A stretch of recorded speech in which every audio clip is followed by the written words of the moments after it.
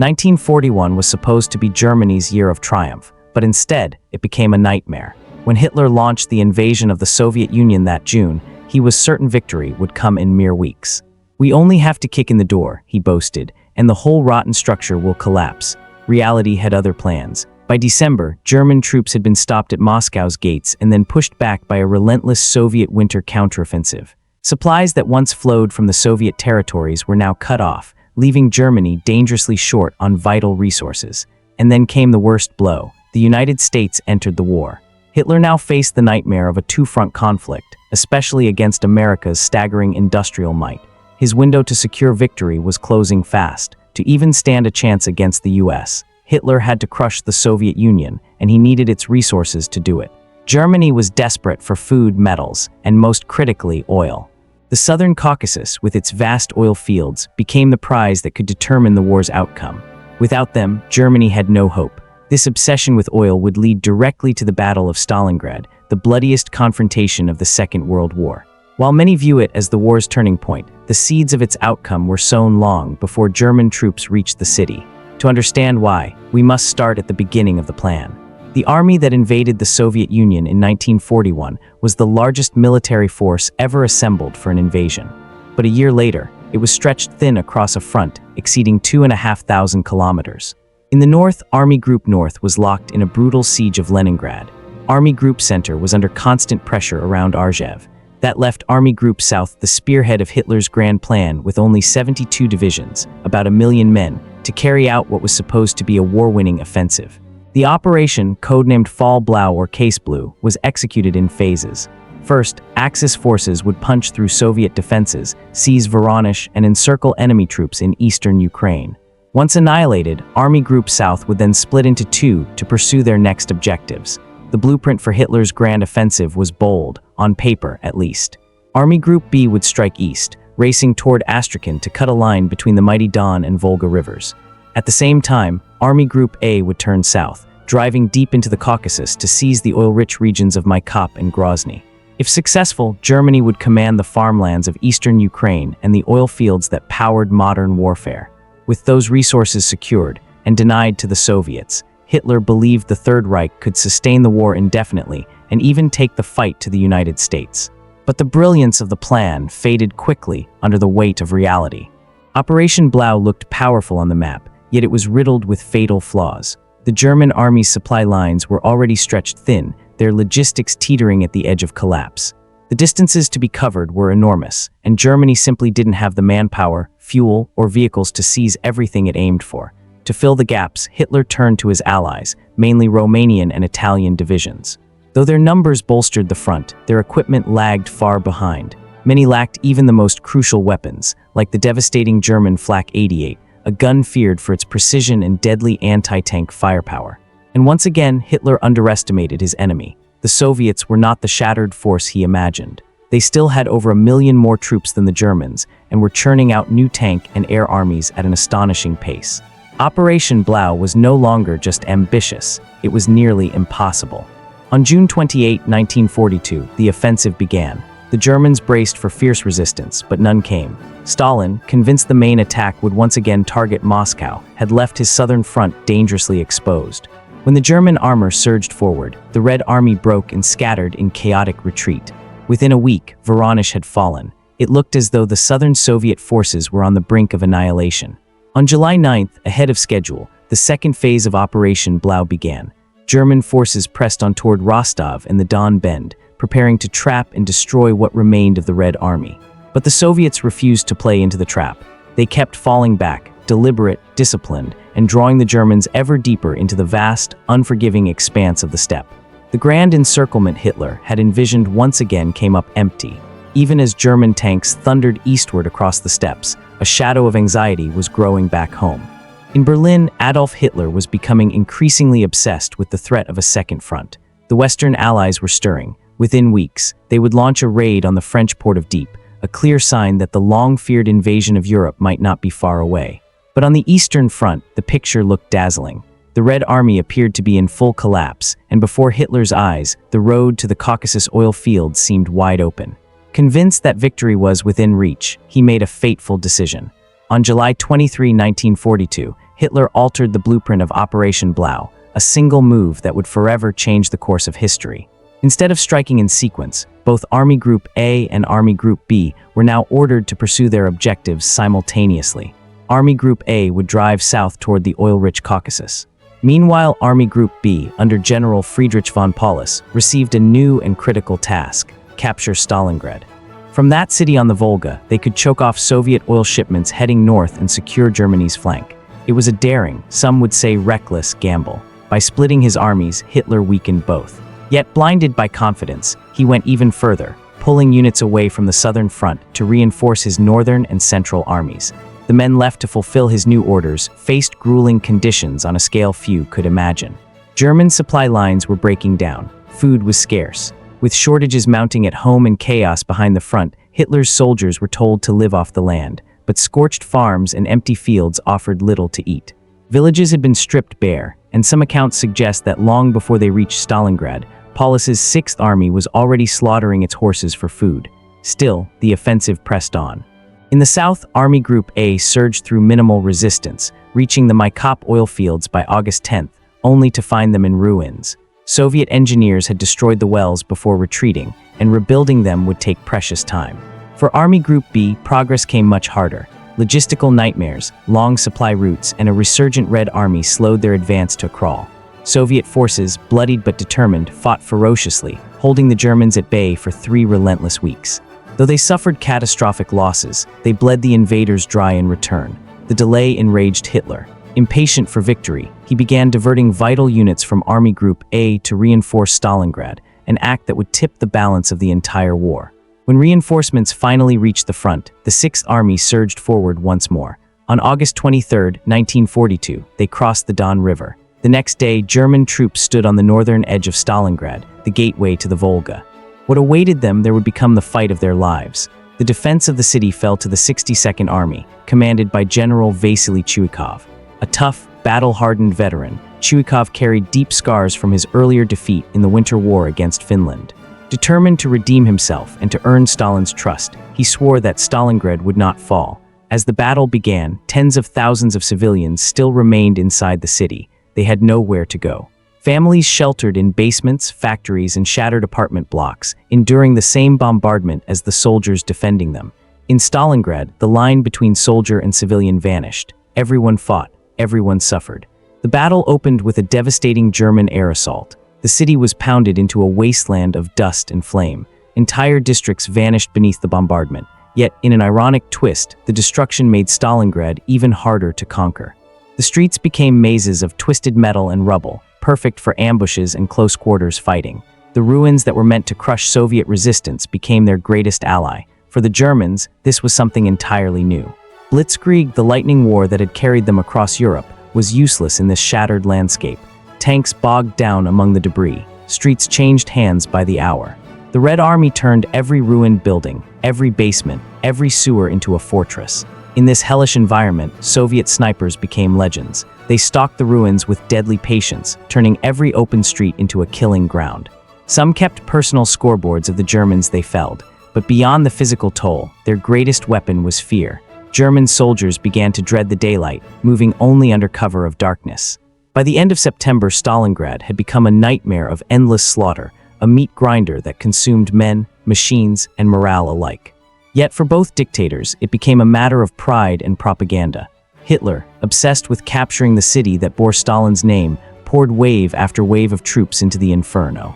Stalin, equally determined, ordered that no step backward be taken, no surrender be tolerated. Outside the city, Soviet forces struck repeatedly in desperate counterattacks. They failed to break through, but each assault stretched Axis defenses thinner and thinner. Further south, Army Group A met fierce Soviet resistance in the Caucasus. With much of Germany's air power redirected to Stalingrad, Soviet aircraft began to dominate the skies for the first time.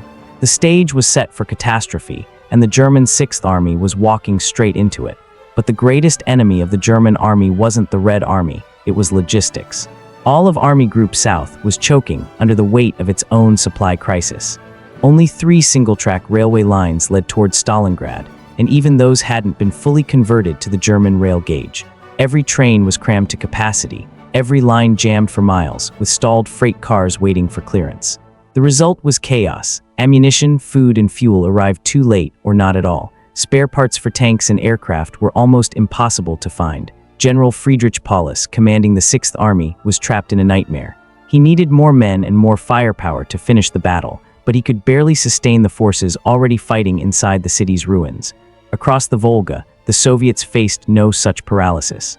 Against all German expectations, a steady flow of reinforcements and supplies poured into Stalingrad. The freezing winter that the Germans feared became an ally to the Red Army. The frozen river turned into a solid bridge for trucks, sleds, and tanks. Thanks to this lifeline, Chuikov's 62nd Army could keep fighting, holding the last fragments of the city with unbreakable resolve. The Germans, meanwhile, were fighting on borrowed strength. Their armored divisions were outmatched and outnumbered. The legendary Soviet T-34, fast, reliable, and brilliantly designed with its sloped armor, proved superior to almost every German panzer in the field. Even Hitler's own tank experts admitted it was the best machine they had ever faced. By the time autumn gave way to winter, the German offensive had lost its momentum.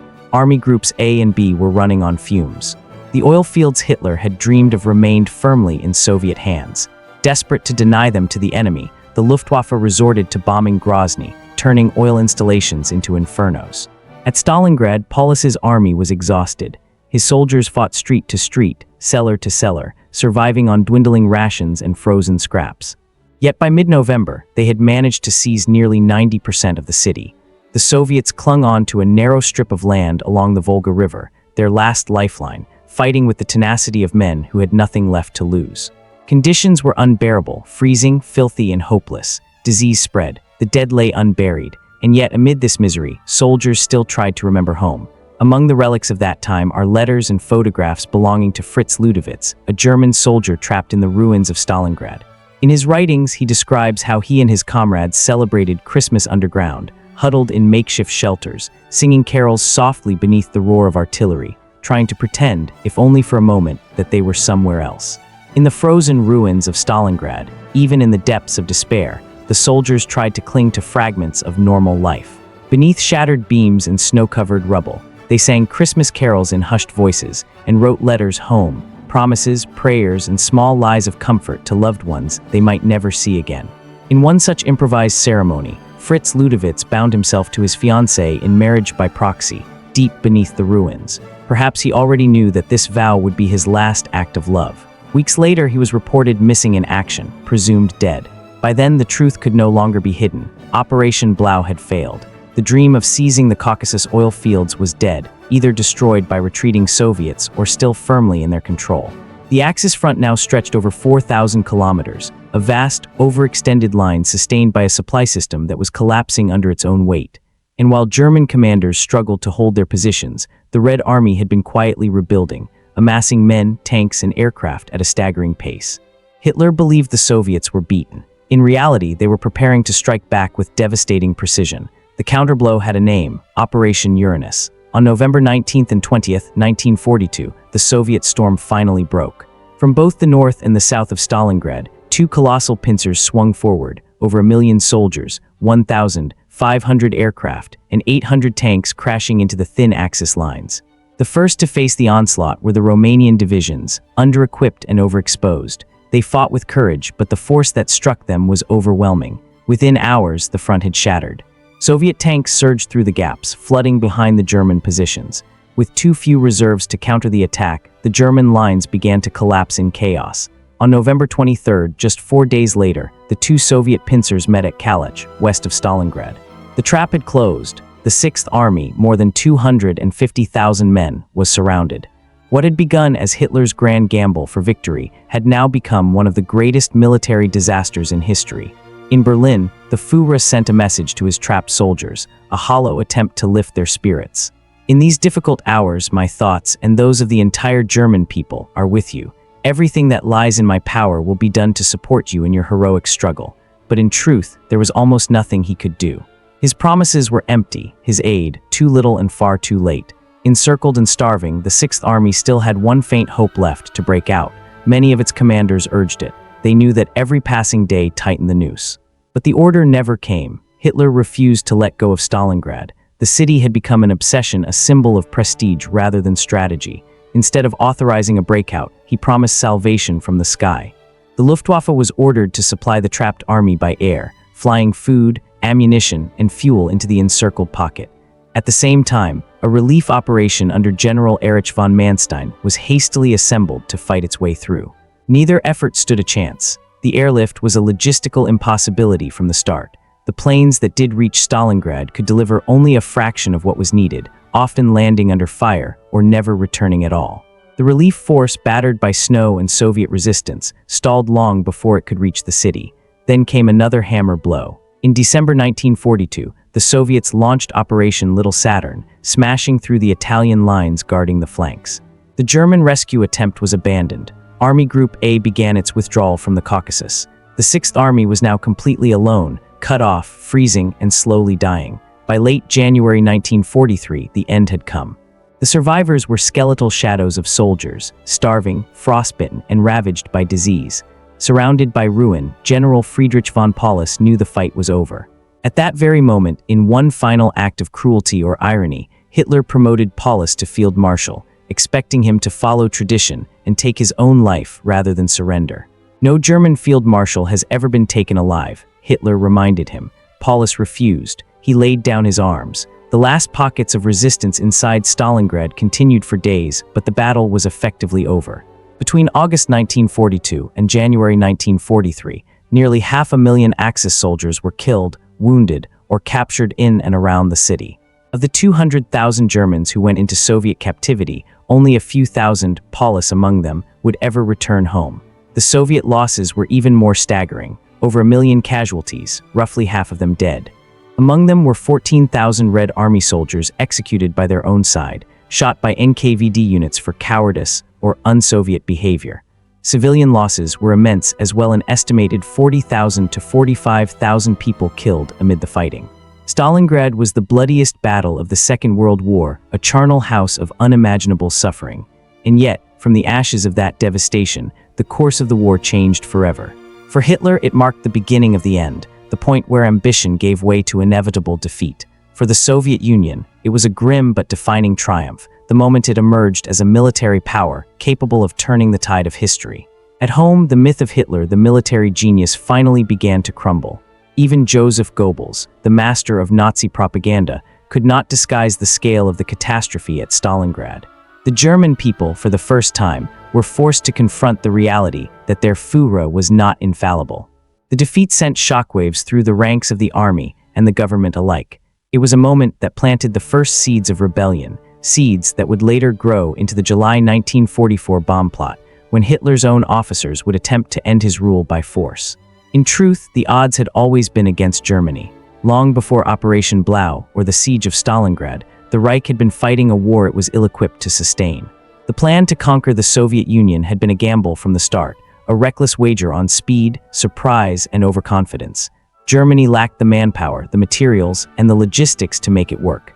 The Soviets, on the other hand, despite their staggering losses, had only grown stronger. They learned, adapted, and rebuilt faster than anyone in Berlin imagined possible. When the time came, they turned the German advance into a death trap and then, piece by piece, shattered it. Stalingrad was more than a lost battle. It was the turning of the tide. It marked the moment when Hitler's streak of high-risk gambles, once his trademark, turned fatally against him. And the disaster was not confined to the east. As the snows fell over Stalingrad, the Axis army was routed at El Alamein, while Allied forces landed in French North Africa, beginning the unraveling of Germany's alliance with Italy.